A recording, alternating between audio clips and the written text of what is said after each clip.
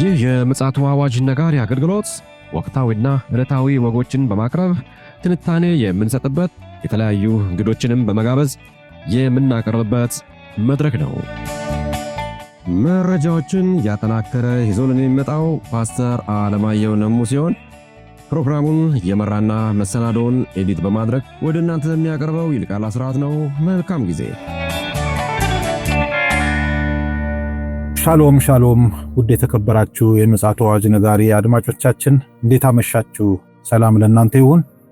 እንግዲህ ከቀኑ መረጃችን በኋላ ደግሞ አዳዲስ መረጃዎች ደግሞ እየተሰሙ ይገኛሉ።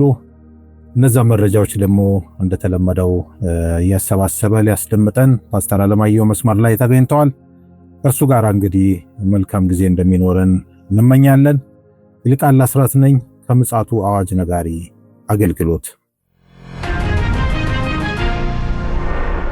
ውድ አድማጮቻችን እንግዲህ ቀን ላይ በጣም ወሳኝ የሆነ ትንቢታዊ ፍንጭ ያለው መረጃን አቀበለናችሁ ነበረ። ያመለጣችሁ ያልሰማችሁ ወገኖች ካላችሁ ቻናላችን ላይ በመግባት ግንዛቤ እንድታገኙ እናሳስባለን። ለአሁኑ እንግዲህ አዲስ መረጃ ፓስተር ይዞልን መጥቷል። እርሱ ጋር እንግዲህ መረጃውን እናደምጣለን። በቅድሚያ ሰላምታ ተለዋውጠን በቀጥታ ወደ መረጃው እናመራለን። ሰላም ላንተ ይሁን ፓስተር፣ እንዴት አመሸ? እንደምን አመሸ ወንድም ይልቃል? እግዚአብሔር ይመስገን። እንግዲህ መረጃዎች በተከታታይ እየተሰሙ ይገኛሉ። ቀን ላይ አንድ ትንቢታዊ መረጃ ማቀበለን ነበረ። በጣም አሳሳቢም የሆነ መረጃ ነው። አሁን ደግሞ ሌላ መረጃ ይዘህልን መጣሃል። እስኪ እኔም ለመስማት ጓጉቻለሁ። ምንድነው ይዘህ የመጣው? እንግዲህ በግሪንላንድ ጉዳይ ራሽያ ዝምታውን ሰብራ መልእክት አስተላልፈዋል። ማለትም አሜሪካ ይህንን ጉዳይ እንድታቆም የሚል አይነት መልእክት ነው እያስተላለፉ ያሉት። እንግዲህ ፕሬዚዳንት ዶናልድ ትራምፕ ግሪንላንድን ለመጠቅለል የሚያደርጉት ሩጫ የዓለምን ፍጻሜ ያስከትላል ማለት ተናግረዋል። እንግዲህ አስጠንቅቀዋል። ይህን የዶናልድ ትራምፕ የሚሄዱበት መንገድ የዓለም ፍጻሜ ያመጣል። ግሪንላንድ ለመያዝ ፍላጎት ያሳዩበት ትልቁ ምክንያት እሳቸው ከማዕድንና ከነዳጅ ባሻገር የራሽያን የኒኩለር ቤዞችን ወይም ደግሞ በዛ ቀጠና ያለውን ለመቆጣጠርና ዓለምን በኃይል ለመጨፍለቅ እንዲያመቻቸው የታቀደ እቅድ እንደሆነ ተናግረዋል። ይህንን ግን ሩሲያ በዝምታ አትመለከትም የሚል ነገር አንስተዋል። እንግዲህ ዓለምን ለማንበርከክ እኛን ለማንበርከክ ነው ያሉት ሩሲያውያኖች እንግዲህ በዛ በሰሜን ዋልታ አካባቢ ከፍተኛ የኒኩለር ቤዝ አላቸው። ያንን የኒኩለር ቤዝ ለመቆጣጠር እንደሆነ ነው እየተናገሩ ያሉት። ይህ ደግሞ ለዓለም ጥፋት መንገድ የሚሆን ይመስላል አሁን ላይ ያለው ሁኔታ። እንግዲህ የአሜሪካ ፕሬዝዳንት ግሪንላንድን የሚይዙ ከሆነ እና አውሮፓውያን ፈቃደኛ የሚሆኑ ከሆነ በቀጠናው ላይ ከፍተኛ ጦርነት ሊከሰት እንደሚችል የሚያመለክት ነው። ይሁን እንጂ አውሮፓውያኖች ይህንን ግሪንላንድን ለአሜሪካ አሳልፎ ላለመስጠት ከፍተኛ የሆነ ጥረት እያደረጉ ይገኛሉ።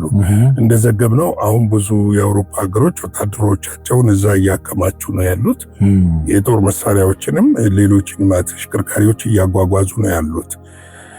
ይሁን እንጂ ይህንን ጉዳይ ዶናልድ ትራምፕ ሌላ አዲስ አውሮፓን የሚያስፈራራ መግለጫ ሰጥተዋል። ይህ መግለጫ ምንድን ነው? ግሪንላንድን የማትሰጡኝ ከሆነ ፈቃደኛ የማትሆኑ ከሆነ አሁን ከፊታችን ጥር በእኛ 24 አካባቢ ማለት ነው 10% ታሪፍ የምንጥር መሆኑን እናሳውቃለን ብለዋል።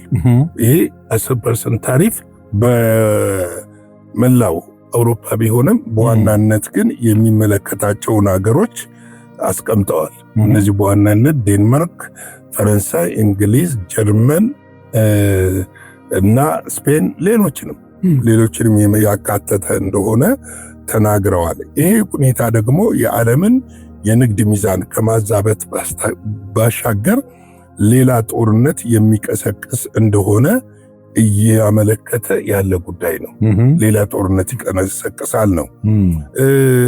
እንግዲህ ከጥር 24 ጀምሮ ይሄ የሚጣለው እንትን በዚህ ድርድር አድርገው ግሪንላንድን ለአሜሪካ እንዲሸጥ ወይም እንዲሰጥ የማያደርጉ ከሆነ ግንቦት ወር ውስጥ ማለት ነው 25% ያድጋል ታሪፉ ያድጋል ማለት ምን ማለት ነው? አሁን ለጦርነት ሁለቱም እየተዘጋጁ ስለሆነ ጦርነቱ እንዳለ ሆኖ ሊዋጉም ይችላሉ። ምንም እንትን የሚል የለም። ዴንማርኮች በዚህ ጉዳይ ላይ በጣም ነው ያመረሉት። እንደውም ከዲሞክራትና ከሪፐብሊካን የተወጣጡ ሴኔተሮች በዴንማርክ ኮፐንሃገን ተገኝተው ከጠቅላይ ሚኒስትሯ ጋር ውይይት አድርገው ነበረ። በዚህ ውይይት የመለሳለስ ነገር ይታያል የሚል ተጠብቆ ነበረ። ነገር ግን በተጨባጭ ማስረጃ ዴንማርክ ግሪንላንድን በምንም ታሪክ አሳልፋ እንደማትሰጥና በዛ ስብሰባ ላይ የግሪንላንዷም ጠቅላይ ሚኒስትር ተገኝቶ ነበርና አሳልፈው እንደማይሰጡና ሀገራቸው ለማንም ለየትኛውም እንደማይሰጡ ነገር ግን ወረራ ከተደረገባቸው እንደሚዋጉ ነው በግልጽ የተናገሩት። እነዚህ ሴኔቶች እንግዲህ ያቀረቡት ነገር ምንድነው? አንደኛ ሁለት ሐሳብ ይመስላል ያቀረቡት ነገር። እንደ ራስ ገዝ ሆነ እንደ ስቴት ሆነ ከአሜሪካ ጋር ውህደት እንድታደርግና ዴንማርክን በኢኮኖሚና በተለያየ ነገር የመደገፍ ነገር ነው ያነሱት። ነገር ግን ይህን ጉዳይ አውሮፓውያኖችም ይዋዛ አይደሉም። ምክንያቱም አሜሪካ እዛ ጋር ከሆነች አውሮፓውያኖችን የማስገደድ ነገር ይመጣል የሚል ነገር አለ። ይሄ ጫና አለ። በተለይ ደግሞ ከእንግሊዝ ጋር እንደዚህ እዚህ አይነት ሰጣ ገባ ውስጥ ለአሜሪካ መግባቷ ራሱ ይሄ መጽሐፍ ቅዱስ ታሪክ እንደው ፓስተር የሚገርም ነገር እኔ እንደዚች ጋር ትንሽ በንቆይ ደስ ይለኛል። ለምሳሌ የመጨረሻ ዘመን መሆኑን ከሚያመላክቱ አንዱ ምንድነው? ይሄ ባቢሎናውያን አገዛዝ፣ የፐርሺያውያን የፋርሶች አገዛዝ ይሄ ገብቷል። ሰፊውን የዓለም ግዛት ለመጠቅለል የሚደረገው የግሪክን ማንሳት እንችላለን፣ የሮምን ማንሳት እንችላለንና ዶናልድ ትራምፕ እንግዲህ የተለያየ አህጉር ላይ በተን እየነኩ ነው ያሉት። አሁን እንኳን በቅርቡ እንኳን ኢትዮጵያና ግብጽ መሃል እንኳን ለመግባት እንኳን እየዳዳቸው ነው ያሉት። ያው ሰምተሃል መቼም እና ከቻይና ጀምሮ እስከ ቬንዙዌላ እስከ ኮሎምቢያ፣ ላቲን አሜሪካ ከላይ ደግሞ ካናዳን ጨምሮ በዚህኛው ራሻ፣ አውሮፓን ምን ያልተዳሰሰ እንትን አለና አሁን ይሄ አሜሪካን በዓለም ላይ የምታደርገው ስርጭት እንደው የመጨረሻ ዘመን የሚያመላክት አይመስልም? ምን ወይስ ከበስተጀርባው ሌላ መደላደል አለ? ምንም በቃ ይሄ የአውሬው ስራ እንደሆነ የምታውቀው እኮ ዓለም ምጥ ውስጥ ነች። የተተራመሰች እኮ ነው። ትርምስምስ የሆነ ገበያ ሆናለች ዓለም ገበያ ሆኗል። ገበያ ውስጥ አንዱ በቆሎ ይፈልጋል፣ አንዱ ዕቃ ይፈልጋል፣ አንዱ ሌላ ነገር ይፈልጋልና ትርምስምስ እያለ ነው የመጣውና በተለይ ደግሞ የአውሮፓ ሀገሮች ጋር አሜሪካ በተለይ ከእንግሊዝ ጋር መቼም በምንም ጉዳይ ሊፋቱ የማይችሉ ሀገሮች ናቸው። ነገር ግን አሁን ላይ የሚያፋታቸው ነገር መጥቷል። ምንድነው የሚያፋታቸው ነገር ብለህ ስትመለከት የግሪንላንድና የዩክሬን ጉዳይ ነው። በዚህ በዩክሬን ጉዳይ ላይም በአውሮፓና በአሜሪካ መካከል ከፍተኛ ልዩነት ነው ያለው። እንደውም አንድ መረጃ ያየሁት ነገር አለ። አውሮፓውያን ከራሽያ ጋር ለመስማማት ጉዳዩን እየመከሩበት እንደሆነ የሚል መረጃ ሰምቻለሁ። ፍንጭ ነው። ለምን ስጋት ነው? በጣም ስጋት ነው። እሱ አይደለም። አውሮፓ እኮ በከፊል ከራሽያ ጋር ነው የሚቆመው ወደፊት ጥምረት። አሁን ለምሳሌ ኔቶ ውስጥ የነበሩ ሀገራት ማለት እኮ እና ይህንን ጉዳይ ስትመለከት ምን ያህል ዓለም ውስብስብ ውስጥ እየገባች እንደሆነና አሜሪካ ደግሞ በሁሉ ቦታ ላይ የበላይ ለመሆን የምታደርገውን ሩጫ መግታት አውሮፓውያኖች ራሳቸው ይፈልጋሉ።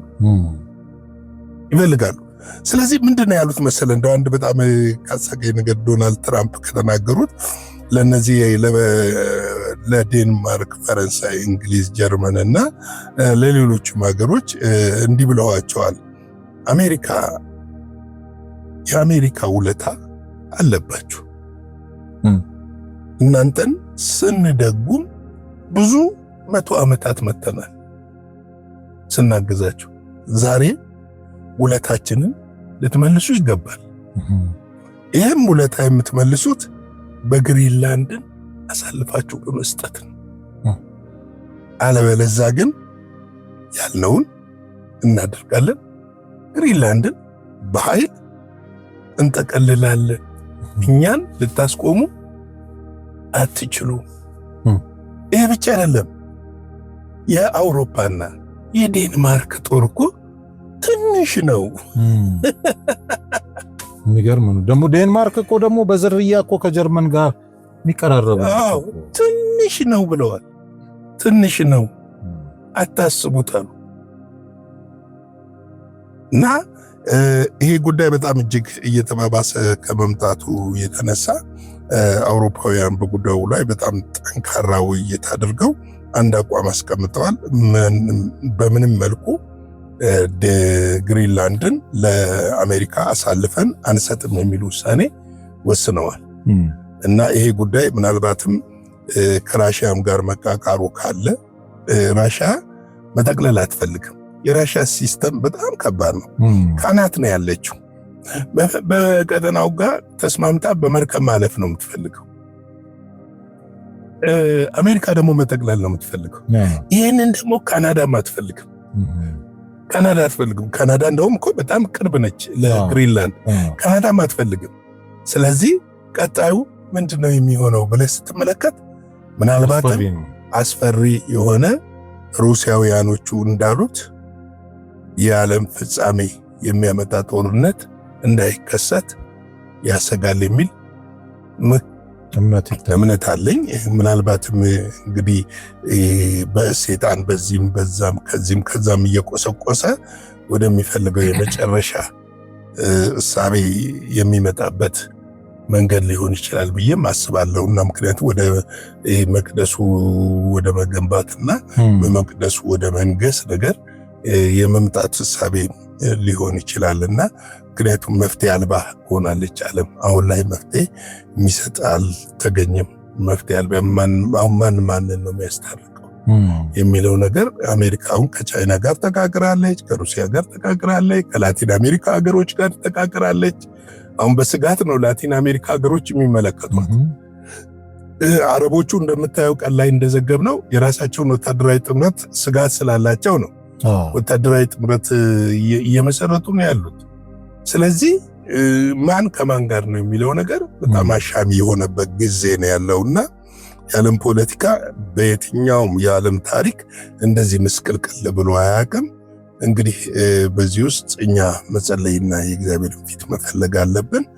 ላይክ፣ ሼር፣ ሰብስክራይብ በማድረግ አገልግሎታችንን ለብዙዎች እንድታጋሩ በጌታ ፍቅር እንጠይቃችኋለን። ጌታ ጸጋ ሰላም ከሁላችን ጋር ይሁን። ሻሎም። እግዚአብሔር አብስቶ ይባርክ ፓስተር። በጣም የሚገርም ነው። ቀንም ላይም ያጋራህን መረጃ በእጅጉ አሳሳቢ እንደሆነ ያመላክታል። አሁንም ደግሞ የሰማነው መረጃ እንደዚሁ ልክ እንደ ቼዝ ጨዋታ ነገሮች በሂደት ነው ያሉት። ይሁን እንጂ ግባቸውን ሊያደርሱ በጣም ጥቂት እንደቀረ አመላካች መረጃን የሰማነው። እንግዲህ ዝግጁ እንድንሆን አሁንም አበክረን እናሳስባለን። ውድ አድማጮቻችን እንግዲህ ለዛሬ ምሽት ደግሞ ይዘን የመጣነው ይህንን ይመስላል። በነገው ደግሞ ማክሰኞ እንደዚሁ ሌላ መረጃና ሌላ መልእክት ይዘን የምንመጣ ይሆናል። እስከዚያው ድረስ የእግዚአብሔር ምሕረት፣ ቸርነት፣ ጸጋ ከእያንዳንዳችን ጋር ይሁን። እግዚአብሔር አምላክ አገራችንን ኢትዮጵያና ሕዝቧን ይጠብቅ፣ ይባርክ። ሻሎም። ለዛሬ ይዘን የመጣነው ወቅታዊ መረጃ ይህንን ይመስል ነበረ። በሌላ ጊዜ በሌላ መሰናዶ እስከምንገናኝ ሰላም ለእናንተ ይሁን።